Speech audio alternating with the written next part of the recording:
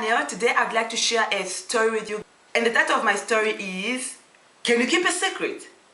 So when I say creak, you say crack. Creak, creak. Oh, thank you so much. Okay, so once there was a widow who used to stay in a very beautiful land with the sun. This woman didn't have any farmland or any land to do, agricultural work, and so her and her son, they would give each other turns to just go in the forest and look for food. And so on this particular day, it was the mother's turn to go in the forest and search for food. And so as she was there, she went there like in the morning, and she searched and searched and searched, and she never found anything. And so she gave up. She was about to go back home. She decided to sit and relax under a big tree, and as she was relaxing, a big cloud of dust appeared. And so as she was trying to squeeze her eyes to see what was in the dust, lo and behold, a huge giant appeared. And this giant called the woman, "Woman, come here." And she was terrified, and she was very scared. She didn't know what to do. She couldn't run because she was in the forest. She couldn't shout because if she shouted or she was to shout, animals could feast on her. And so in that moment, she just decided to just freeze. And the giant moved closer. And the giant asked the woman, "Woman, what do you seek?" And she said, I'm searching for food. I'm looking for food. I want to go feed my son. He's weak at home. I need food. And so that giant had big baskets of food with him. And so he said, "I'm willing to help you, but on one condition." And the woman said, "Whatever it is, I'll do. What's the condition?" And the giant said, "On the condition that you don't mention my name to anyone." And the woman wondered, "Sir, what's your name? How can you just offer to help me? Who are you?" And the giant said, "My name is Dodoma Hamadoda. So if you don't mention this name to anyone, then I'm willing to help you. If you never mention this name to anyone, then I'm willing to help you." He said, "No, it's fine. I'll never do that." He said, "If you do, something will happen." And so the woman, gave her word to the giant. "No, I'll do whatever you say. I'm going to keep everything secret." And so the giant gave the baskets of food to the woman, and she proceeded home. And when she reached home, the son was very happy. "Oh, mommy, there's food. Welcome, welcome." And then they ate the food, and they just enjoyed. They had a feast. And so after that, then the son asked, "Mommy, this food was very nice. Where is it from?" And this one was like, "Oh, well, in the forest.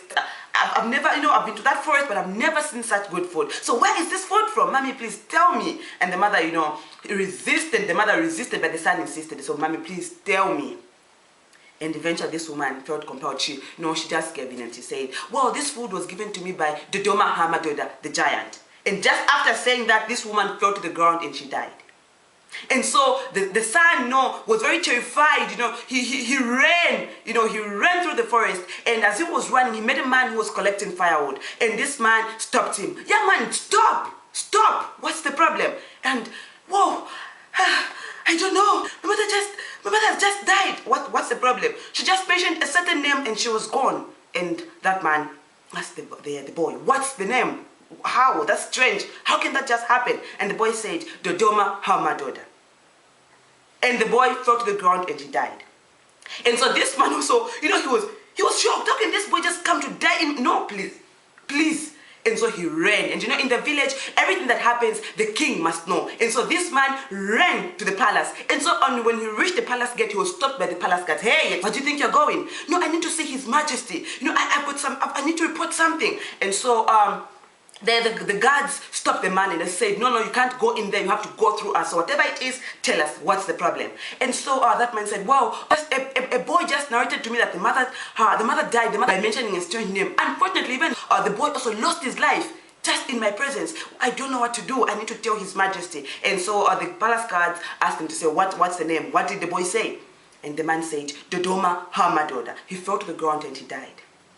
And the palace guards, they said shivering, "What's this? How can this man just die here? What's wrong?" And so the palace guards went to the queen, and Her Majesty, the queen, "What's the problem? What's the matter? People are dying. A man just lost his life. He came to report some deaths, and upon mentioning a strange name, he also lost his life." And so the queen asked, "What's the name?" And Are we scared? No, somebody can't just die by just mentioning a name. So what's the name? I insist. What's the name? The queen asked the palace guards. And so they both said, Dodoma, her daughter. And they both fell to the ground and died. The queen now ran to the king and said, my husband, your people are dying.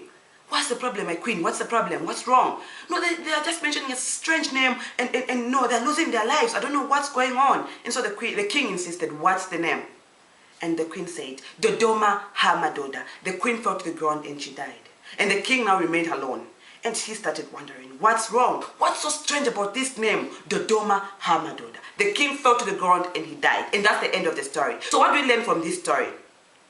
Proverbs 18 verse 21 tells us to say, death and life are in the power of the tongue. Those that love it eat its fruits. The tongue is quick. The tongue is sharp. It's full of poison. It's a fire. The tongue has broken a lot of homes. The tongue has caused a lot of troubles. The tongue, has caused a lot of destruction in this world. And so let's be careful of what we say. Let's guard our tongues. Let's tame our tongues. The tongue has caused a lot of deaths. But hey, in as much as the tongue, brings destruction, in as much as it causes destruction and deaths, it could also give life. It could also build. And one of the ways that a tongue could build is by keeping quiet. James 1 verse 19 tells us to say, let every man be swift to hear and slow to speak. Let every man be swift to listen and slow to speak. So this verse, helps us understand to say, when we're quick to hear, you give the person who's having the flow the concentration. You give them the time. You explain to them to say, my friend, in this moment, you matter. In this moment, it's all about you. And you see, when you're quick to listen, you grow in humility. Because many of the time that you just want to express yourself, okay, I've got this, okay, I've got that. Okay, it's not everyone who wants to listen to that. But it's not just about you. You tell your friends to say, my friend, I need to listen to you. My friend, I need to hear you. My friend, here is my time. Let me learn from you. Let me hold your hand and move with you in this journey. Because you see, a lot of people have committed suicide because no one wants to listen to them. But friends, this is a challenge to us to say, and as we're living in this world, let's see to it that, you give that listening ear to someone. Because you see, that could be the only thing that someone needs. Someone to just listen to them. Someone to just assure them that things are going to be all right. But people need hope. People need assurance to say, my friend, I'm here for you. My friend, this whole thing is all about you. So talk to me. Let me listen to you. Proverbs 21 verse 23 tells us to say, whoever guards his mouth and tongue keeps his soul from trouble. You need God to help you put a guard on your mouth. You need God to help you tame your tongue, because you see, things happen in this world. People are stressed, people are frustrated, and they just want to vent that anger out. And in doing so, you might be hurting, someone who is innocent. You might be hurting a weaker soul. So let's say to it that keep silent, in the heat of anger. We keep silent when we are tempted. We keep silent when what we're going to say is more likely to hurt the weaker soul or to hurt the other person. Well, let's learn to keep quiet when we don't have what to say. Let's learn to keep quiet when it's none of our business. Let's learn to be quiet when it's necessary. And let's only talk when it matters. Yes, our voice should be heard. Our voices matter, but they should be heard at the right time. They should be heard for the right cause. And so, let's learn to protect our souls. Because you see, there are a lot of times that people misunderstand people. People misunderstand each other. There are a lot of misunderstandings in this world. And so, when we learn to guard our tongues, we'll reduce on that. Because you might say something that the other person could take in the wrong way or in a negative way. So let's only talk when it matters. Once you say something, you'll never be able to get that back. And so let's be watchful. Let's watch what we say. Let's tame our tongues. We cannot do all these things on our own. And so we need to surrender to God to help us put a guard on our mouth. And so there's so much power, there's so much grace, there's so much ministry in keeping quiet. And so friends, let's use our tongues to the glory of God. Let's use our tongues for the good of man. Let's do this, friends. Shall we? Okay guys, we've come to the end of the video. If you've enjoyed this video, kindly give it a thumbs up and share this video, and also subscribe to my channel. And also comment in the comment section down below, the things that we need to do to make sure that, we keep calm, to make sure that we don't say things that we're not supposed to say. Goodbye.